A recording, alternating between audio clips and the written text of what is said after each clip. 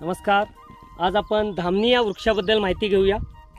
15 ते 20 मीटर उंच वाढणारा हा वृक्ष आहे. कमी पाण्याच्या ठिकाणी तग धरून राहतो हा वृक्ष. या वृक्षाला मे ते सप्टेंबर दरम्यान फुलं येत असतात. आपण या ठिकाणी पाहू शकता अशी पिवळ्या रंगाची किंवा अशी केशरी रंगाची फुलं याला येत असतात आणि ही याला फळे आलेले आहेत. ही कच्ची फळे आहेत आणि पिकल्यानंतर ही अशी लाल रंगाची फळे होतात.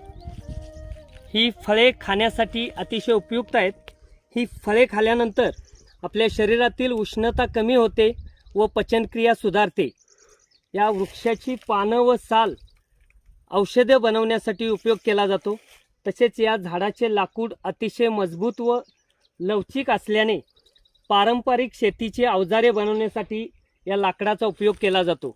आपल्याला माहिती आवडल्यास व्हिडिओला लाईक करा, शेअर करा. धन्यवाद.